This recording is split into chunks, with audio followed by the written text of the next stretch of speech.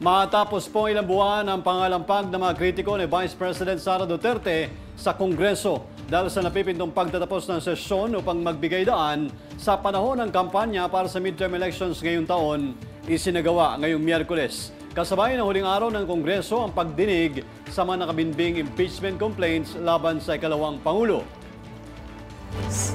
Sa kalagitnaan ng umano'y caucus sa Kongreso, ibinalita ni House Secretary General Reginald Velasco na sapat ang bilang ng boto upang ma-impeach ng Kamara si Vice President Sara Duterte. Ayon kay Velasco, lagpas na sa kinailangang bilang ang mga miyembro ng Kamara na pumirma sa ika-4 na impeachment complaint ni Vice President Sara Duterte. 102 lamang ang kinakailangang boto, ngunit tinatayang nasa 153 na umano ayon sa Secretary General ang lumagda dito. Pagklaro naman niya, wala pang eksaktong bilang hanggat hindi pa naire-report ito sa plenaryo. Kaninang umaga, ilang mga kongresista ang kinumpirmang may caucus na nakaschedule ngayon sa Kamara. Ilan naman dito ang nagsabing isa sa mga agenda ay ang mga pending impeachment complaints ni VP Sara.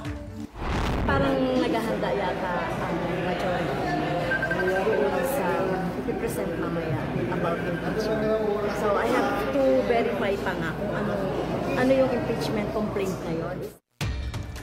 Ngunit para sa ilang mga kongresista, kagaya ni Camarines Sur 3rd District Representative Gabriel Bordado, hindi sapat ang mga natitirang oras upang magkaroon ng sapat na panahon upang bigyan ng oras ang mga impeachment complaints. Kasi wala nang panahon eh. Wala nang panahon. Ito na ang last day namin. Yes. And we will be out for more than 4 months. Campaign. So sa tingin ko wala na eh.